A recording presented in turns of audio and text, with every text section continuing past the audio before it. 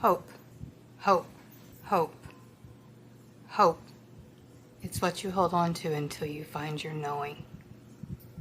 Hi guys, it's me, Talina Davidson, coming to you through YouTube for my first time ever. So bear with me as I get used to being in front of the camera and sharing my message in this format. So you guys have been hearing me talk, some of you that's been in my orbit have been hearing me talk about all kinds of things this year, and what it's come down to is discovery of mission 2334. So I'm going to do my best to try to explain this to you in kind of a synopsis of what we're going to be covering, at least getting involved into it a little bit, but it's a lot. I've tried to have an interview. We tried to edit it and it was all over the place, so I'm going to try to just give you guys some high level bullet points on 4 of the main topics as we move through this. So what is the purpose of mission 2334? Okay, I have some notes here, just so you know if you see me looking down reading these notes. So the purpose of this mission, it's multi-dimensional, and it's about bringing balance back into the world where we have been out of balance for quite some time in the masculine and feminine energy.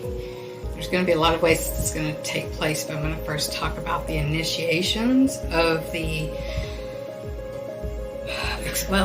expansion of the radius of the Earth's inspirational circles and their corresponding creative and structural circles. And these are located at various points across the planet's chakra systems, and they're associated with sacred sites and temples along the way. So I'll be visiting those places and doing initiation and healing ceremonies at these various locations along the Earth's chakra systems, and which are also known as her energy field, which we have also our bioenergy field. So scientifically speaking, what we would call it is the geometric magnetic fields that are also associated with the Earth grids and the ley lines. And the Earth, just as us, has different gates along the ways. And my mission, what I was activated to do, and I didn't know what the number stood for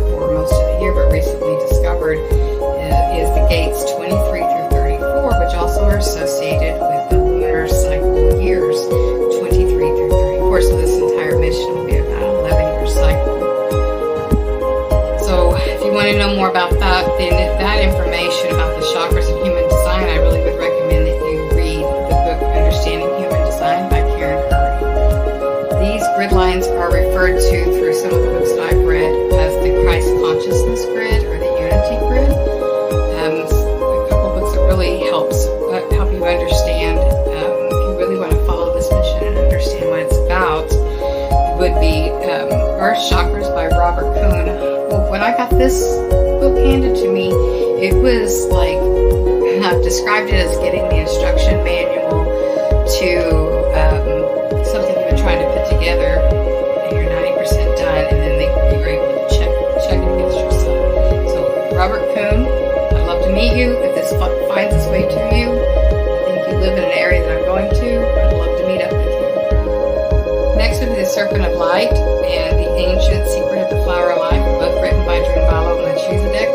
These people have done this work that I'm about to do, but also more recently you could watch Matthias De Stefano's journey to remembering in the Initiations series, because he was activated to work gates 11 through 22. This actually started in 1989, and it has to do with the Weizak cycles.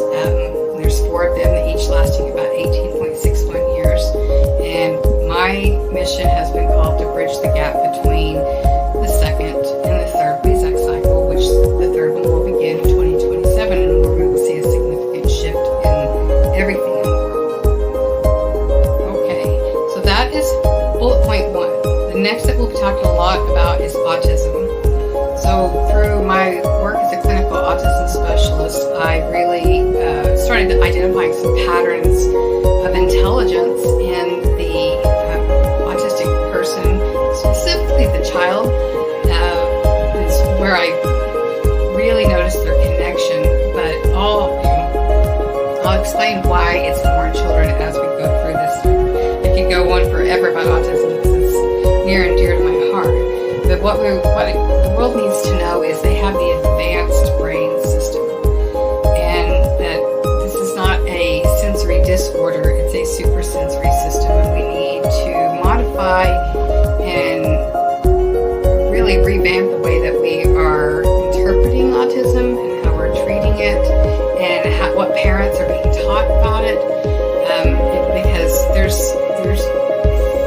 they're literally that more advanced human, and we need to get that cleared up.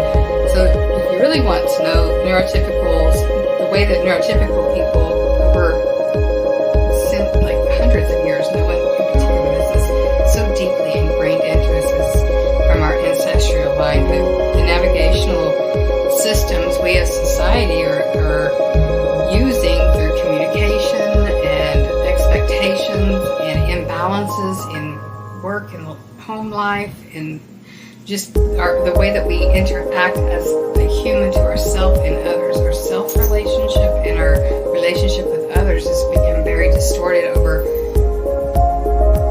generations. And so the truth is that the neurotypical person is the one that has the pathology and is the disordered of the two, based on the way that the way we should be interacting as humans and developing our connections. So that's going to be big, because the autistic person literally operate from a different place, and they are lacking in ego. And I will be discussing this in great detail also as I go through this journey. And then two more areas: the human developmental stages and ego development, and how this is relating to the planet as she goes through her own maturation from 3D to 5D. I want to explain how this is all connected to the human consciousness and development, and the origins going back at least 13,000 years, which has everything to do with astrology, these big loops of time that's coming back around again, and it has to do with the back change in the magnetic poles and in the center of the earth and what's happening in the climate, and all of that goes back to this and the earth going through her own maturation. And it does go back to the Atlantis and Lemurian civilizations, and it will talk about that in great detail also. So here's to kind of wrap it up. The Earth's soul is just as ours, and her physical matter actually includes us, and it operates off the same principles that we do. That what energy we put and pour into the earth is what the children become.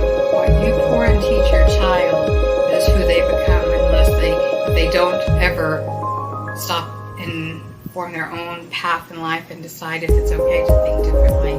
So this is what's happened even with our earth, is for at least since the mid 20th century, there has been some intentionality by governments, specifically with the United States and Russia, that has poured into these sacred sites, these energy centers around the earth, to create great separation between people and our own humanity, but also separation from the God within us, and that making us feel like we can't go to God, or that that we're going to go to some ultimate abandonment by God by going to some place called hell if you don't follow the rules. And there's a lot of other areas around that too, but creating this great separation, there's been intentionality on the part of the governments. So they have the government in general has a lot of misaligned practices that have contributed greatly to the decline in humanity as a whole. And so what we're going to end up doing is kind of explaining this through the central nervous system of a human, through the polyvagal theory, neuropsychology, psychodynamic therapy, internal family systems, and just an eclectic ideology of what I've used in my practice over time, and realizing through my work as in all these areas of my specializations with the early childhood trauma and autism and narcissistic abuse, and also as a Reiki practitioner, like how it all came together and being able to help the viewer understand what's happening in the world through how you can relate to it and what's happened to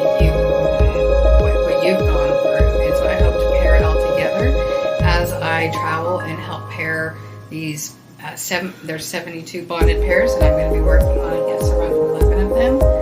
And I'm excited to be a part of this.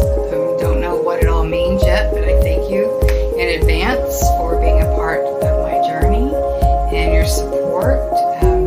My husband and I are right now funding this completely on our own. I don't know what I would do without his backing. Thank you, babe. Right there. So if you'd like to contribute to the cause, we will be attaching a link for DonorBox. But in addition, if you would put your energies help follow this story and go and put your energy into love and inclusion and freedom and equality and balance out during and follow the lunar cycles and the precession of the equinoxes, and just listen to this and I'll guide you through it, but pour the most beautiful energy into the earth with me. Meet me one of these days and times, and let's connect and let's link our thinking and make the world a better place together. Stay tuned. There's more to come.